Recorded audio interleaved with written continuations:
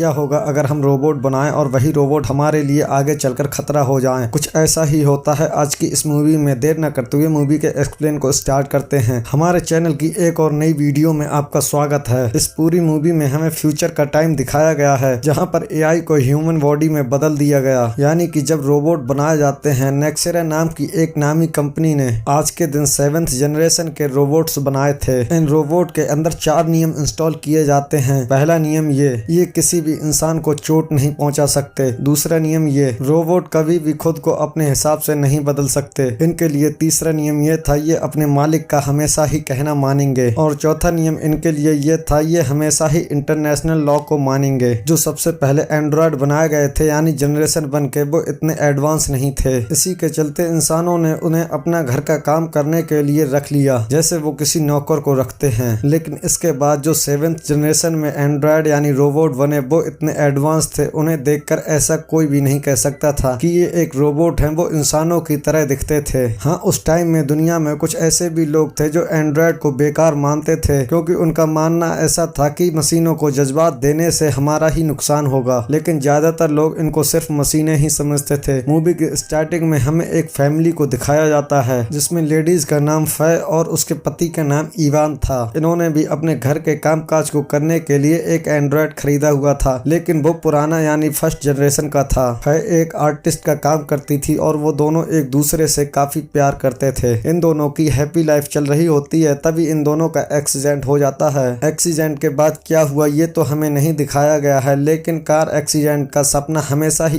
Ivan को आता है। उस एक्सीडेंट के बाद इवान की लाइफ में सब कुछ बदल गया था। एक्सीडेंट से पहले उसे पियानो बजाना आता था, लेकिन अब नहीं। उनके घर में एक रूम था, इवान चाहकर भी उस रूम में नहीं जाता था। वो हमेशा यही सोचता रहता था कि सब कुछ पहले जैसा हो जाए, लेकिन उसके सोचने से कोई फायदा नहीं होता। इवान के कहने पर ये दोनों एक रेस्टोरेंट में जाते हैं। वहाँ भी फै के चाल चलन में कोई बदलाव नहीं आता। खैर, इन दोनों की कहानी पे बाद में बात करेंगे। इन सारे रोबोट्स को कंट्रोल करने के लिए एक आर्मी बनाई गई है, जिसे फ्यूचर पुलिस भी कह सकते हैं, जो हमेशा ही इन पर नजर रखती है। अगर ये उल्टा सीधा करते हैं यानी कि कोई भी नियम तोड़ते हैं, तो ये आर्मी उन सारे रोबोट्स को डिस्ट्रॉय कर देती है। इस कंपनी का नाम एस है। यहीं पर हमें एक आदमी को दिखाया जाता है जिसका नाम केस है। इस आदमी को पुलिस वाला या फिर डिटेक्टर कहना गलत नहीं होगा। केस उन सारे रोबोट्स पर नजर रखता है जिनमें कोई टेक्निकल प्रॉब्लम आ जाती है। जल्दी में ही उसे कंपनी द्वारा एक केस दिया जाता है, जिसमें 7th जनरेशन के एंड्रॉयड में कोई कमी आ गई थी। इसीलिए केस को उस रोबोट को अरेस्ट करने के लिए ऑर्डर मिलते हैं। जब केस उसे अरेस्ट करने के लिए जाता है, तो वो देखता है एंड्रॉयड उसका कहा नहीं मान रही और वो सारे नियम को तोड़ते जा रही है। जैसे किसी भी 7th जनरेशन के एंड्रॉयड को शट डाउन होने के लिए कहा जाता है, तो वो ऑटोमेटिक शट डाउन हो जाता है। एस्मे नाम की ये एंड्रॉयड ना ही तो शट डाउन हो रही थी, बल्कि केस के हाथ को जख्मी करके वहां से भागने की कोशिश कर रही थी। ये रोबोट 2 नियम को तोड़ चुकी थी, इसीलिए केस अपनी टीम के साथ उसे अरेस्ट करने के लिए आया था। जब वो रोबोट उसका हाथ जख्मी करके भाग जाती है, तो वो अपनी टीम को अलर्ट कर देता है। जब केस को लगने लगता है वो रोबोट उसके हाथ से निकल जाएगी, जिसके बाद में वो इलेक्ट्रोमैग्नेट्स का एक नेट तैयार करता है। जिसके बाद 1 किलोमीटर के अंदर सारे रोबोट्स अपने आप काम करना बंद कर देते हैं। यहीं पर केस को एक मौका मिल जाता है उस एंड्रॉयड को पकड़ने का। वो उसके गले में एक डिवाइस फिट कर देता है, जिसके बाद उस रोबोट को एस कंपनी में लाया गया। केस इन्वेस्टिगेशन करने के लिए उस एंड्रॉयड के घर जाता है, तो देखता है उसके घर में एक एसी नाम का आदमी आता है। वो कहता है कि मैं इस एंड्रॉयड का पड़ोसी हूँ और हम दोस्त हैं। ये जानकर केस को काफी हैरानी होती है। वो एसी से एंड्रॉयड के बारे में कुछ सवाल पूछता है, लेकिन उस पर कोई शक नहीं होता, इसीलिए वो वहां से चला जाता है। जिसके बाद में वो अपनी कंपनी में आता है, तो वहां का मैनेजर उसे समझाता है इस मामले को ज्यादा उछालना नहीं है, क्योंकि हमारी कंपनी जल्द ही 8th जनरेशन के रोबोट्स बनाने वाली है। इस तरह के खराब रोबोट्स को बनाने के लिए हमारी कंपनी का नाम बदनाम हो सकता है। लेकिन केस ये समझ चुका था कि इनके सिस्टम के साथ कोई आदमी छेड़खानी कर रहा है। जब उस एंड्रॉयड को लैब में लाया गया, तो इन्वेस्टिगेशन करने के बाद में ये पता चला कैस्मी नाम की एंड्रॉयड एसी नाम के लड़के के साथ रिलेशन में थी। ये वही लड़का था जो उसका पड़ोसी बता रहा था। दोनों ने साथ में काफी टाइम स्पेंड किया और वो दोनों एक दूसरे से काफी प्यार भी करते थे। ये देखकर वो समझ चुका था शायद एसी ने ही इसके सिस्टम को हैक किया होगा। जब केस दोबारा से एसी के घर में देखने के लिए जाता है, तो वो घर पर नहीं था। केस एसी को पकड़ तो नहीं पाता, लेकिन उसे वहां पर उसका असली नाम पता चल जाता है, जो कि डजमैन हैन था। वो आदमी नेक्समैन कंपनी का इंटेलिजेंट इंजीनियर था। अगले दिन केसी कंपनी के हेड से मिलता है और उससे डजमैन हंट के बारे में पूछता है, तो एक औरत बताती है डजमैन सबसे ब्रिलियंट इंजीनियर था। जैसे जैसे हमने इन रोबोट्स को अपग्रेड करना शुरू किया, इन्हें जज्बात दिए, तो वो इस कंपनी के खिलाफ हो गया। वो ये समझता था हम इन रोबोट्स को अपना गुलाम बना रहे हैं। इसी रीजन के चलते उसने कंपनी छोड़ दी। अब हमें नहीं पता कि वो कहाँ रहता है। वो 7th जनरेशन के रोबोट्स में कुछ ऐसा बदलाव करना चाहता था जिसे कंपनी एक्सेप्ट नहीं कर सकती। अब केस एसी या फिर हंटमैन के पीछे लग गया था। आखिर वो इन रोबोट्स के साथ में ऐसा क्यों करना चाहता है। अब यहाँ से सीन शिफ्ट होता है तो हमें फाय और इवान को दिखाया जाता है। फाय एक पूल में बैठी हुई थी और काफी परेशान लग रही थी। वहीं पर फाय इवान को सब कुछ सच सच बता देती है। वो बताती है कि हम दोनों की मौत उस एक्सीडेंट में हो चुकी थी, लेकिन मैंने अपने दोनों की तरह एंड्रॉयड बनवाए। वो एंड्रॉयड इनके साथ में इन्हीं के घर में रह रहे थे, लेकिन फिलहाल वो शट डाउन थे। शट डाउन होने के बावजूद भी वो इनके माइंड के सारे डाटा को कलेक्ट कर रहे थे। फाय ने ये सोच लिया था अगर इन दोनों को अपना शरीर छोड़ना पड़े यानी मौत, तो ये दोनों रोबोट्स अपने साथ में रह सकते हैं, जिससे वो कभी एक दूसरे से जुदा नहीं हो पाएंगे। और ऐसा ही हुआ। इवान एक एक्सीडेंट में मर गया, जिसके बाद में फाय ने उसके ही जैसे रोबोट को ऑन कर दिया। लेकिन एक मशीन को फाय के लिए इंसान मानना बहुत मुश्किल था। फाय ने इवान के रोबोट में कुछ बदलाव किया, जिससे उसे अपनी मौत का टाइम याद नहीं था, जिससे वो पियानो नहीं बजा सकता था और घर के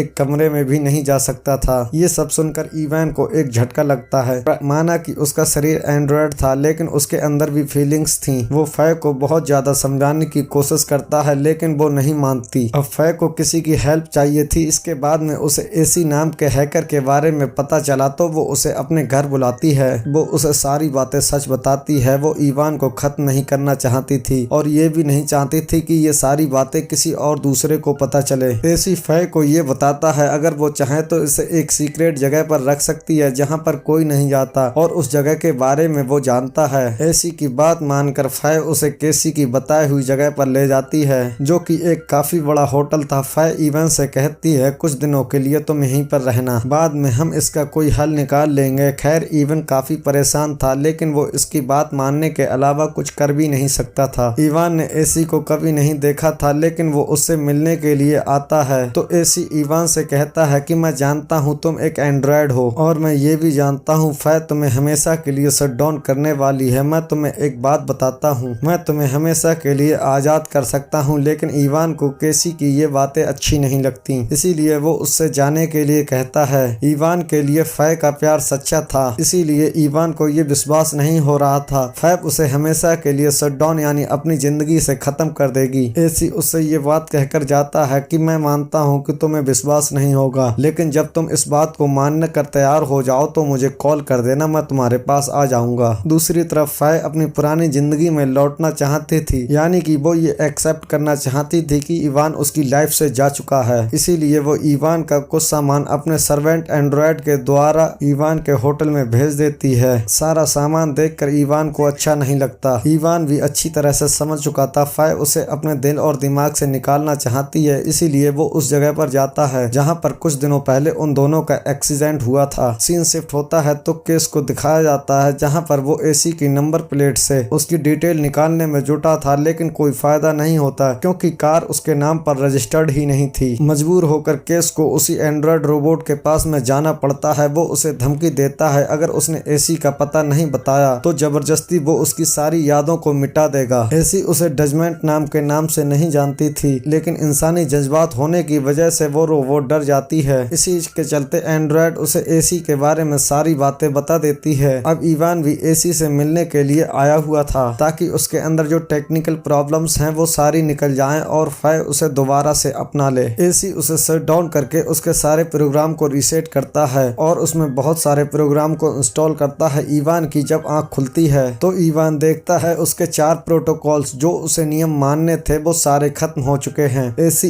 इवान से कहता है अब तुम आजाद हो, जहां जाना चाहे वहां जा सकते हो, जो करना चाहे कर सकते हो। एसी इवान को अपने साथ एक क्लब में लेकर जाता है, लेकिन वहां भी इवान को फाय के अलावा किसी का भी ख्याल नहीं आ रहा था। उसी क्लब में इवान फाय के एक और एंड्रॉयड रूप से मिलता है जिसके बालों का कलर गोल्डन था। एसी और एंड्रॉयड फाय कंपनी के एक एम्प्लॉय को किडनैप कर लेते हैं क्योंकि उन्हें कुछ कंपोनेंट चाहिए थे। इसके बाद वो दोनों उस एम्प्लॉय को काफी धमकाते हैं, जिससे वो एम्प्लॉय कोड्स बताने के लिए तैयार हो जाता है। इन सारे कोड्स को एसी कहां पर यूज करने वाला है ये हमें आगे वीडियो में पता चल जाएगा। अब तक केस को भी एसी की लोकेशन मिल चुकी थी तो वो वहां पर पहुंच जाता है, लेकिन एसी भागने में कामयाब हो जाता है और वही एंड्रॉयड उसे भागती हुई दिखाई देती है, जिसे वो गन से फायर करता है तो एंड्रॉयड बेहोश होकर गिर जाती है। जब उसे लैब में लाया जाता है तो इन्वेस्टिगेशन करने के दौरान ये पता चलता है इन दोनों एंड्रॉयड को अलग अलग मिशन पूरा करने के लिए बनाया गया है। ये काम सिर्फ एसी ही कर सकता था क्योंकि वो कुछ काफी बड़ा करने वाला था। दूसरी तरफ इवान अपने सारे नियम तोड़ को फै से फै के घर पर मिलने के लिए आता है। फै ये देखकर हैरान हो जाती है। कुछ समय के लिए फै ये भी भूल जाती है कि इवान एक रोबोट है, इंसान नहीं। दोनों इंटीमेट होने वाले होते हैं, लेकिन फै रुक जाती है और उसे वहां से जाने के लिए कहती है क्योंकि फै को ऐसा लग रहा था जैसे वो खुद को धोखा दे रही है। खैर इवान उसकी बात सुनकर रुक जाता है, लेकिन अगले दिन फै को वो किसी दूसरे आदमी के साथ में देखता है। दरअसल वो आदमी एक आर्ट डीलर था, लेकिन इवान को ये बिल्कुल अच्छा नहीं लगता। घर आने के बाद में दोनों में काफी झगड़ा होता है, लेकिन फै तब ज्यादा डर जाती है जब वो इवान को शट डाउन बोलती है और वो शट डाउन नहीं होता। अब इवान अपनी मर्जी का मालिक बन चुका था। वह गुस्से में घर से बाहर निकल जाता है। अब सीन शिफ्ट होता है तो हमें केस को दिखाया जाता है। वो काफी मेहनत करने के बाद में दोनों एंड्रॉयड का डाटा कलेक्ट करता है तो उसे पता चलता है कि एसी एक जगह पर रुका हुआ है। जब वो वहां पर जाता है तो वो पहले ही भाग चुका होता है। जब एसी